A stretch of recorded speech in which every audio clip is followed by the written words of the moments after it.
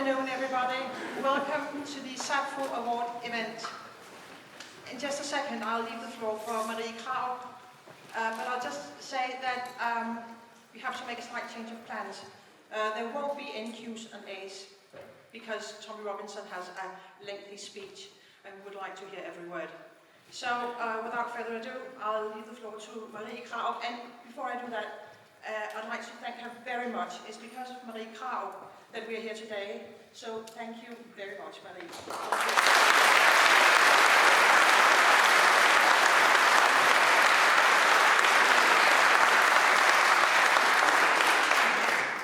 And as we are out of time and we want to hear what Tom Robinson has to say, I will only say that I'm very happy that I, as a parliamentarian, am able to provide you with this hall where we can hold meetings that are high security, which this is, as I understand it. So I'm very happy that the Free Speech Society has invited you. I'm looking very much forward to hear what you're saying, and I'm happy that it's possible to host you here in the Parliament. So thank you for coming.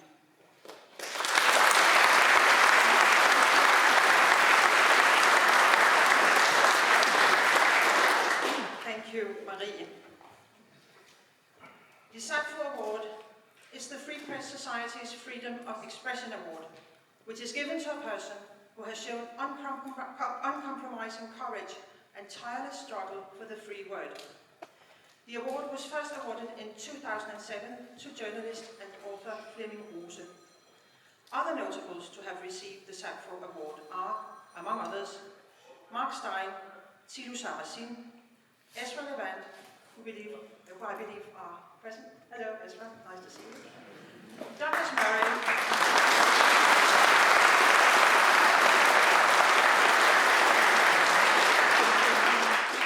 Murray, and the regrettably late Sir Roger Scruton. All of them prominent opinion makers who have in every way exhibited great personal courage and steadfastness, often standing in the middle of opposition headwinds and conflict, and often with significant consequences for their own lives and their work.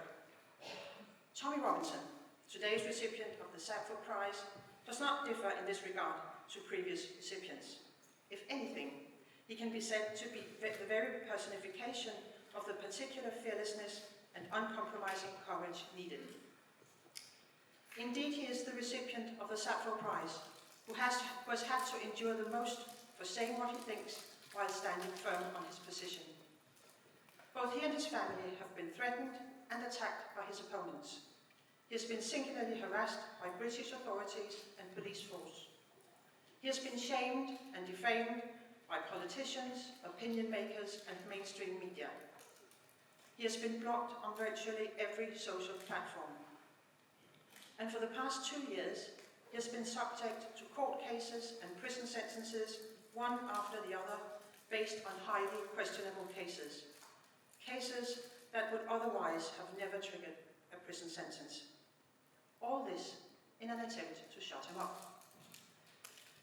What is it that Tommy Robinson has done that is so dreadful that the ruling classes are almost all unanimous in wanting to remove him from the public sphere, making of him a non-person in line with dissidents during the Soviet era? It is, upon scrutiny, very difficult to see. As an Islam critic, he has for many years pointed out the negative social and cultural consequences of the growing population change that is taking place in England these years. A population change which is causing more and more conflict in the UK community, with Islam at its core.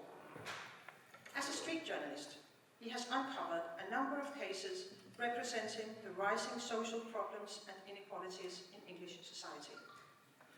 He has tirelessly covered the lawsuits in the wake of the grooming scandals, and thus also maintained that all these horrific abuses against British girls down to the age of 13 were not only committed almost exclusively by Muslim men, but he has also highlighted the horrifying fact that British authorities for years chose to turn a blind eye to these abuses rather than risk being called racists by intervening. He has furthermore organized freedom of speech rallies One of those, the Day for Freedom rally, we in the Free Press Society also participated in.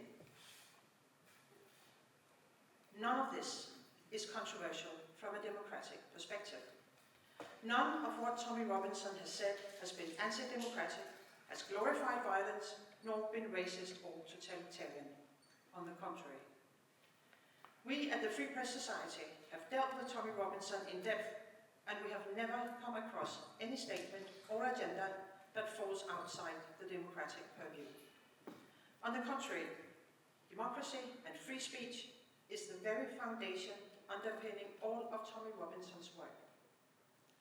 He fights for democracy in a free and open English society, the kind of society under which he grew up, but which is now under intense pressure and threat of eroding altogether. What is striking is that his critics have also been unable to find valid reasons for the defamation they are subjecting him to. Therefore, they consistently choose to reference a 15-year-old sentence he received for violence against an off-duty police officer, attempting with this ancient case to discredit him and shame him from the so-called good society. It is truly a sad and pathetic reasoning. Have you really forever lost the opportunity to speak out in public merely because you in your youth have made a mistake? Who stopped listening to Michael Jackson? And who wouldn't read Günter Grass or Knut Hamsun's works citing their past misdeeds? These are otherwise men who have greater crimes on their conscience, but whom none of the so-called liberals who hold their noses when Tommy Robinson's name is mentioned could dream of refusing knowledge of. And let me just remind you, in a Danish context, that the founder of the Antifa in Denmark, Pelle Dragsted, has been a member of parliament for 2 election periods without anyone who today are defaming Tommy Robinson and calling for censorship against him raised a finger to prevent, let alone questioning Pelle Dragsted's eligibility. Dear Tommy Robinson, today the Free Press Society awards you with the Sappho Prize. With this prize, we honor your tireless work and struggle for the free word, and in fact, that despite the great opposition against you, you continue this fight undaunted. The award is a recognition of your work and the costs your struggle has incurred and still has for you and your family. And it is also an encouragement to continue this struggle on a peaceful and democratic basis. Congratulations with the award.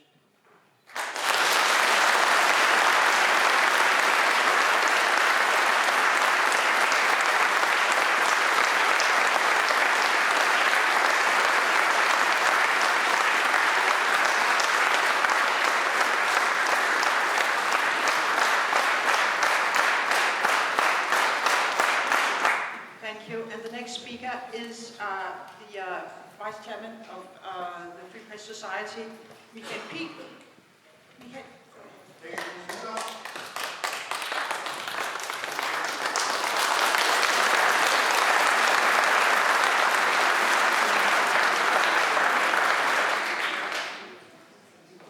Jeg skal lige have mine slides op. Kan I høre mig? Ja. I'm just starting with a quote. This works.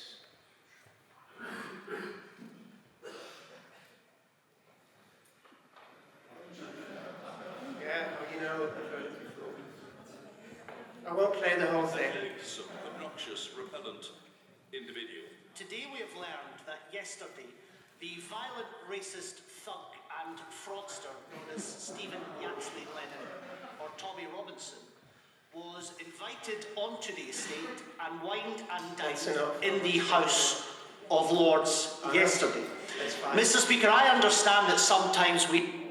Okay, thank you very much. So, how do I get back to my slides here? Anyway, a loathsome, obnoxious, repellent individual. Those were the actual words used by the former Speaker of the House of Commons, Mr. John Bercow, to characterise our distinguished guest today, Mr. Tommy Robinson. This was after Scottish MP Stuart MacDonald had also found some of the worst words in the English language to characterize him. And I believe that this is quite typical when it comes to Tommy Robinson, normal conventions of fair debate, of truthful and honest reporting, and indeed of fair and honest judicial treatment. All of these normal conventions of judicial and civil society are suspended. Tommy Robinson is a man ostracized by the establishment from civilized conventions. Now, in the ancient common law of England in the Middle Ages, you had outlaws like Robin Hood and such people who were declared according to the law to have the head of a wolf. The person was compared with a wolf in the eyes of the law. So, Tommy, I've brought you a replica today of a Viking jewellery. It shows a wolf. I couldn't bring you a whole wolf, but it's a wolf. It's a Viking replica jewellery showing a wolf biting its oppressor. And I'll use the wolf as a kind of symbol for you today, because the wolf is, of course, a symbol of your status in the eyes of the English establishment. But the wolf is also a strong, resilient, and quite independent animal that looks after and protects its own against foreign predators and such things. And in the ancient Nordic mythology, we have the Fenris wolf, or the Fenrir wolf, which was a creature destined to wreak havoc during Ragnarok and the end of days and such things. But before that, the Fenris wolf would grow to enormous stature, so that the gods in power became so afraid of him that they decided to put him in chains. But before they could do that, one of the gods actually lost his hand in the process, because one of the gods, Tyr, would try to put the chain on the wolf, but the wolf would only allow this to be done if one of the gods would put his hand into its mouth. And that's what we see on the symbol, is the wolf biting back at its oppressor, so to speak. Now, the wolf was chained in his cave to Ragnarok, where he would howl his warnings across the land, until the gods again tried to silence him by placing a sword across his mouth. But again, out of the foam that flew from the mouth of the wolf sprang a very strong river that would flow unstoppable through the lands of Jotunheim. But enough said about wolves and ancient law and mythology, and back to our present day and society. The further a society drifts from the truth, the more it will hate those that speak it, are the famous words by George Orwell, I think, increasingly appropriate when it comes to the whole Tommy Robinson phenomenon. Increasingly admired, I think, on the one hand, probably especially by the English working class. Tommy Robinson, for his courage and willingness to uncover and highlight grave social problems and to speak unpopular truths. Tommy Robinson is, on the other hand, also a hated man. Hated by the mainstream media, hated by politicians, as we just heard, hated by powerful bureaucrats in what you might call the deep state, hated by the extreme political left, and thereby also hated by the mainstream media. In 2017, Robinson named his autobiography Enemy of the State, and indeed the relationship between him and various agents of power within the English state has often been compared to the relationship between Big Brother and the political dissident Emmanuel Goldstein in George Orwell's dystopic novel of 1984. In 1984, the Big Brother autocracy uses the media and telescreens to control the population and to organize mass sessions of hysterical propaganda called 2 Minutes of Hate. Like Goldstein in 1984, Robinson is a public figure who is only heard in order to be interrupted, shouted down, defamed and dequalified, with hateful and often quite absurd accusations. Robinson is a public figure that rallies mainstream media, politicians and judicial system alike, all to use all kinds of methods, all in order to stop him from saying and doing what he does. And this, among other things, is what makes the whole Tommy Robinson phenomenon an important issue for freedom of speech. Now, Robinson is not a saint, nor was he ever a Sunday school teacher, but he's certainly not the racist or white supremacist that media, politicians and academic experts often try to paint him as.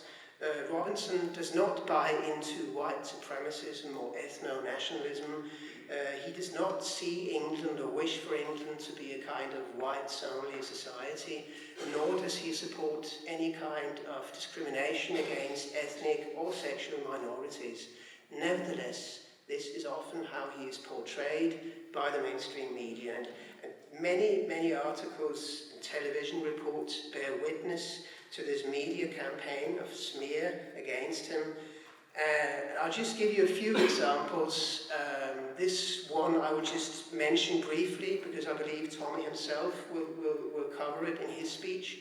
This is an excerpt, a quotation from an article from the Guardian newspaper where professed expert on right-wing extremism, Julia Ebner, called him a white supremacist. Some of you might have seen the very entertaining video where Tommy at one point barged in on her and asked her, why am I, please give me a reason why I'm a white supremacist. And she denies, she says, no, I did not call you a white supremacist.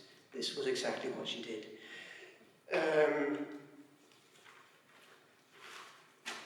Other various grotesque Robinson lies also sometimes project into Danish media and spill over into distortions in Danish debates about free speech and Tommy Robinson, and I've experienced this many times, I must say, but I'll just give you a few quotes to illustrate such a Robinson distortion. This is a quote from a Facebook page claiming the defense of free speech as its purpose, where I would engage in a discussion. I argued against Facebook's deplatforming of Tommy Robinson when this grotesque question was posed to me by a lecturer of law, I believe, at the University of Copenhagen. And the quotation goes like this. So you think it's all right to terrorize and behead people, do you? Unquote. So this person seemed to be of the opinion that Robinson had engaged in threats to behead people. When I asked this university lecturer to give me any kind of evidence, just show me a screenshot or a quotation to substantiate this fraudulent accusation of yours, he declined, of course, because there was no such evidence. It was a falsification, it was untrue, it was a lie.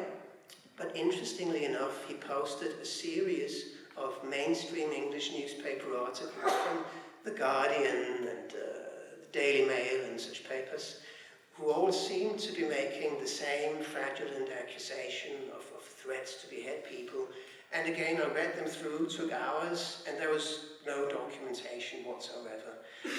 It is interesting, I think, that the most fraudulent lies about him are often made by people in various positions of power, in the media, in politics, in the judicial system, and indeed in the tech giants. I believe Tommy will also cover the debate about him in Denmark, which was started by the Facebook head of communications for Scandinavia, Peter Münster, who in September compared him with the Serbian war criminal Ratko Mladic, and who tried to defend Facebook's deplatforming of him by claiming that he had made threats of violence against minorities. Robinson has never encouraged violence against anyone. He was never accused or punished for breaking any of Britain's hate speech laws. And when asked twice by a Danish journalist, Lotte Folke, to document this accusation, he declined. Later, a Danish journalist called Adam Holm actually commented on this debate in Denmark in September about free speech, Facebook and Tommy Robinson. And I just quote a short bit of an article by Adam Holm.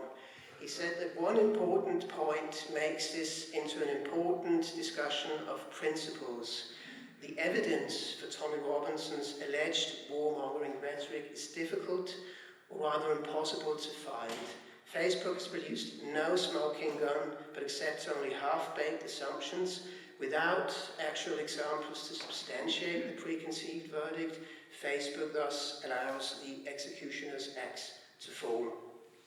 And Holm would proceed to ensure his readership that he was certainly no fan of Robinson. He would dutifully wave his garlic to the vampire, but he still raised concerns as to who else might in the future be purged like this from public debate on Facebook. And he ended up concluding that Facebook had actually done more damage to the sane democracy that they claimed to protect than Robinson had ever done.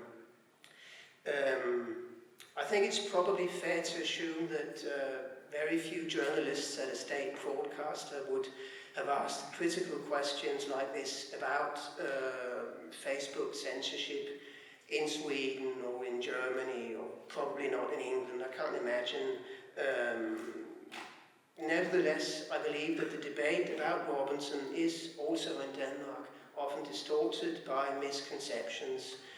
Lotte Folke on Facebook herself presented Robinson as some kind of far-right extremist, which I think is not a fair description of him, even though it's gone into the Danish mainstream. Most Danish journalism about Robinson is probably more or less copied from mainstream English media that are often biased, untrue, or like the BBC documentary Panorama, purposely and by means of fabricated fake news trying to discredit and destroy him as a public figure. Now, of course, the BBC and auxiliary institutions were completely revealed last February in the explosive Panodrama documentary made by Lucy Brown and Tommy Robinson. Here the dishonesty, the prejudice of the BBC was revealed for all to see, as you hear an audio file with the journalist John Sweeney talking openly about editing an old audio file with a quarrel between Robinson and Brown, and manipulating it so that it would appear as if he had sexually molested her. We're doing a kind of gender sexual thing against Tommy Robinson, says John Sweeney on tape.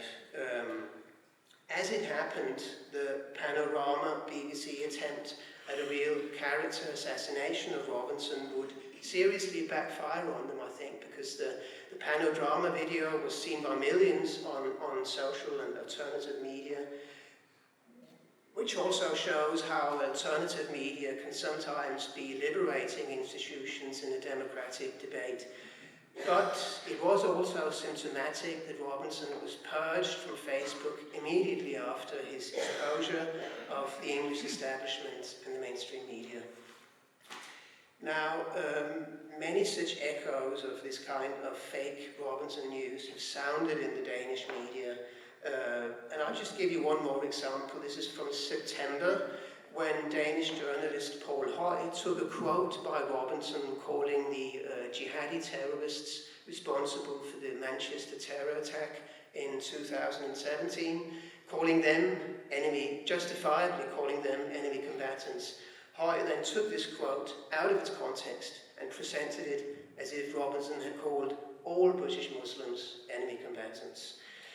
And really, you can go on like this for hours on end, just listing the fake news about him, but probably the main weight in the persecution of him was not brought against him by the media, but by the unjust treatment of him by the English judicial system and indeed by the prison system in England. One of the hallmarks of a free society is a separation of powers.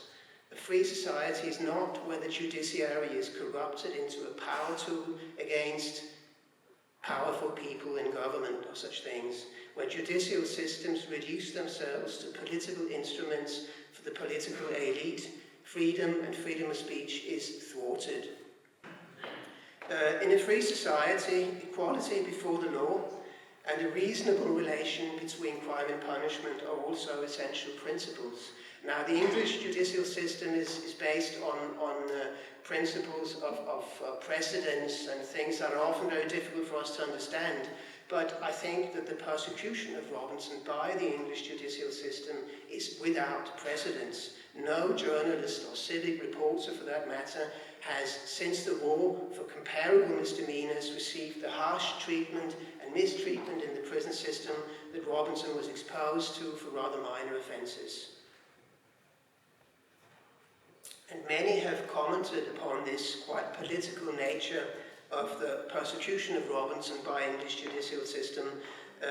Last year's honourable recipient of the Sappho Prize, Mr. Douglas Murray, this was in 2015, Douglas Murray commented upon Robinson's mortgage fraud imprisonment. And I just quote Douglas Murray. He said that mortgage fraud is bad, but it seemed rather obvious to some of us that the reason he was in prison was not because of mortgage fraud, but because he was a problem and our politicians wanted that problem to go away. Tommy Robinson was a secondary symptom of a problem, the result of a primary problem that the politicians had done nothing about. His first sentences probably were more or less his own fault. He's made mistakes, and I'm not whitewashing him. In 2005 for engaging in a fight with a police officer, in 2012 for entering America with false travel documents. But I think it is indicative, it is symptomatic that the treatment of him by judicial authorities has been increasingly harsh and disproportionate to the actual offence committed, in step with his actual involvement with street and popular politics. Of course, his political activism developed as a reaction to criminalisation and Islamization of his own local community. As Muslim fundamentalists harassed a veterans march in Luton in 2009, he helped form the English Defence League, a working-class street protest movement against the Islamisation of Britain, but also a movement whose leadership from the onset defined itself in opposition to any kind of racism or ethno-nationalism. One of the first public manifestations of the leadership of the English Defence League was the public burning of Nazi flags. You see the banners in the background, black and white, unite, saying no to Sharia law. Now, of course, the balaclavas invoke some bad associations with Ulster, militarism and sectarianism and such things, but I believe they were motivated at the time by their fear of living in their local community with death threats and such things. I believe they thought that they could remain anonymous somehow. Anyway, as an indirect result of his activism, he was convicted to 18 months prison for the crime of having given incorrect financial information in relation to a house mortgage loan. He warned prison authorities against placing him in prison with Muslim extremists, which they then proceeded to do just that. Now, Robinson was in prison for a white-collar offence, mortgage fraud, yet one of the licence terms given to him, one of the conditions upon which he could go on parole, prøveløsladelse in Danish, was that he was to have no contact with the EDL. So here we have a mortgage fraud prisoner a mortgage fraud sentenced prisoner given license on conditions that he would not pursue his political activism. I think that the whole political aspect of the judicial treatment of him is quite obvious from the onset. The same could be said about the lengths gone by judicial and social authorities to prevent him speaking his mind at the Oxford Union, where he was also invited to speak in 2014. His probation officer would continually ask him not to give his speech at the Oxford Union, try to influence him not to say any unfavourable things about Islam and such things, all matters that had nothing to do with the crime that he'd been in prison for. As these attempts to influence and curtail his freedom of speech at the Oxford Union failed, his probation officer seemed to hint a threat, remarking that his daughter had some strange bruises on her leg, and this indirect threat of using social services against the children of political dissidents actually reminds me of the ones recently made by Danish social services against our political debater, Charlie Tavakoli. She might be here today, I'm not sure. Is she here today? Well, she might be. Oh, she's not here. Okay. Anyway, since his early days with the EDL, Robinson was amongst the first in England to speak out publicly against the threat of so-called grooming gangs of predominantly Muslim men who would mass rape and destroy the lives of vulnerable, often working-class girls in England. Many reports have since testified that various English authorities, like the police, social services, judicial system and local council politicians, together with the mainstream media, had all taken great pains to hide and conceal from the general public the scale and the brutality of these sexual crimes committed by grooming gangs against young girls in England.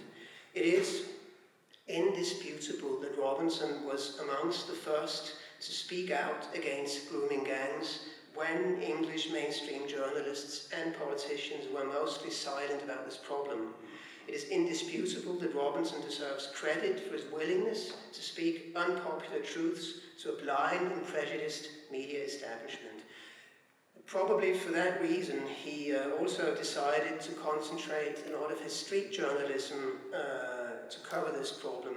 On the pictures you see some of the many other things that he's done. We can't go in and cover it all.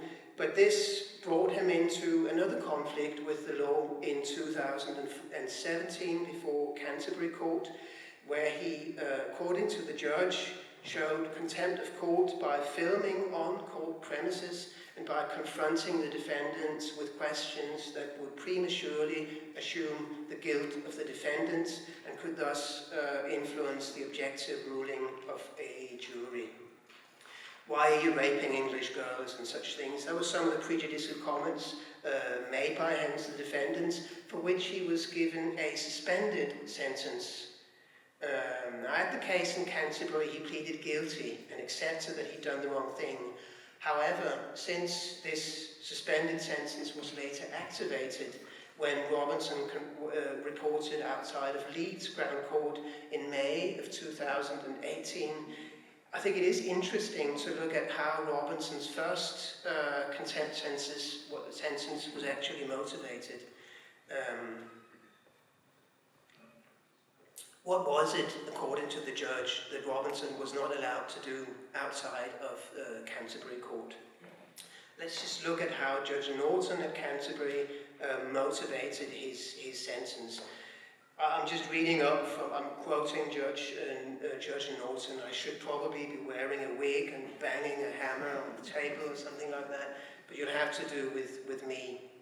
In short, Mr. Yaxley-Lennon, turn up at another court, refer to people as Muslim pedophiles, Muslim rapists, and so on, while trials are ongoing, before there's been a finding that that is what they are, and you will find yourself inside.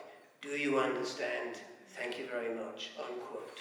So, according to Judge Norton, if Robinson would continue to do the same as he had done before Canterbury, he would be arrested. The main question then must be this: did Tommy Robinson do the same thing in Leeds as he had done in Canterbury?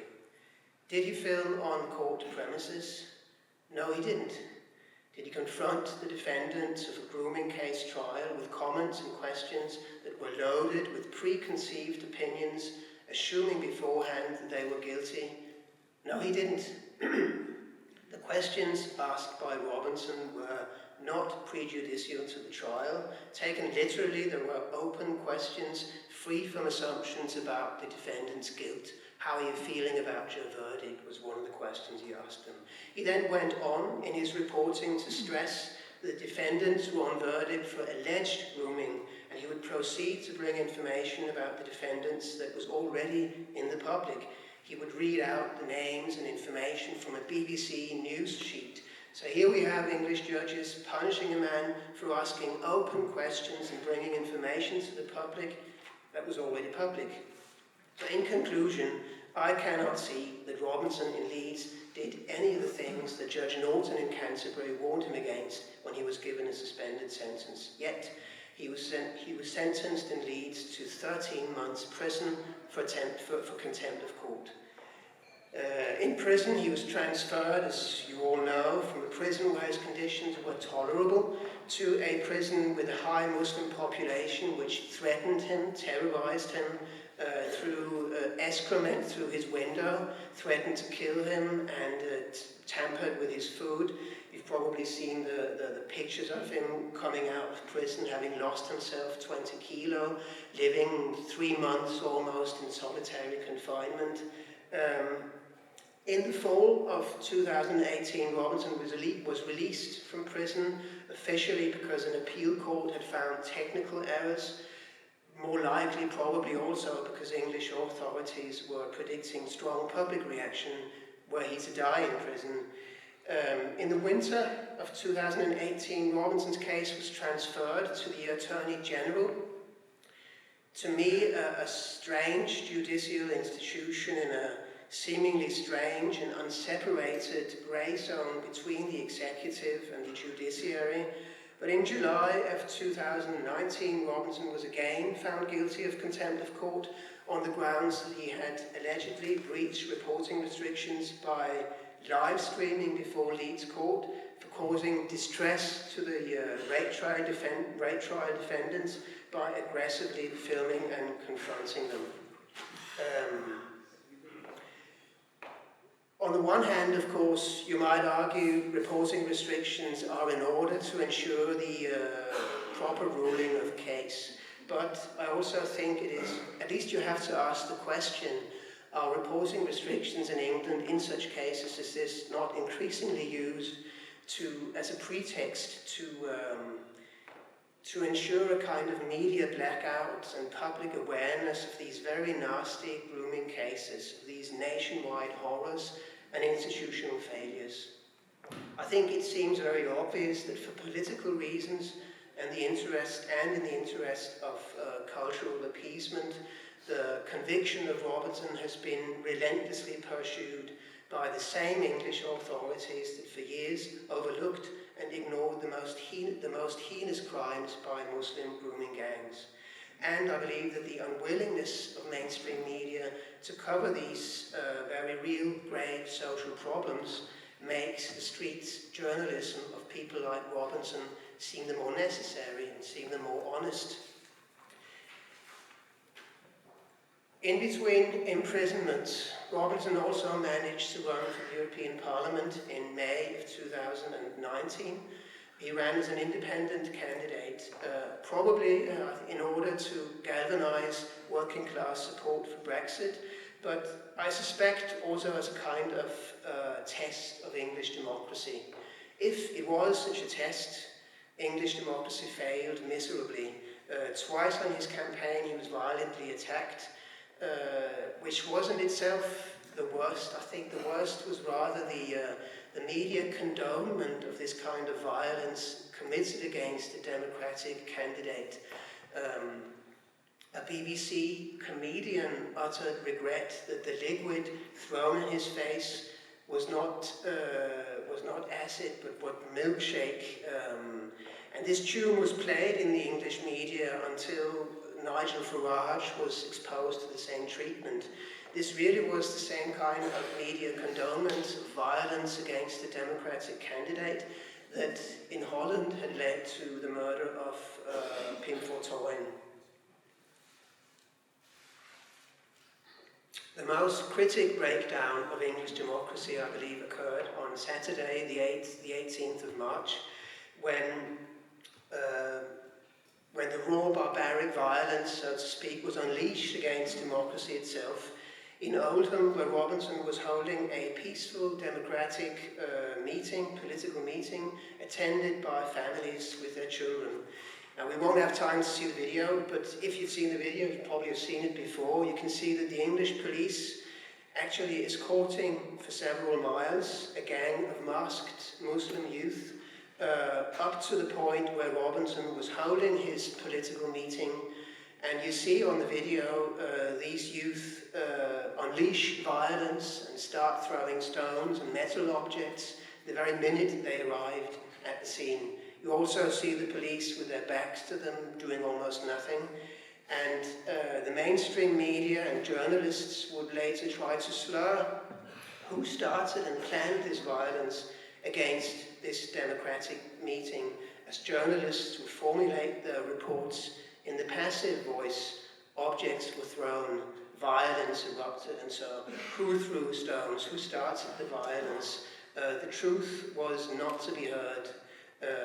Here I think it would be illustrative if you would try to imagine the media, indeed the political reaction, had the opposite occurred. If a gang of masked working-class youth had violently attacked a democratic meeting of Muslims to the European Parliament, where families and children were gathered to listen to their candidate. The treatment of Robinson by English authorities has been unjust, authoritarian, and politically motivated.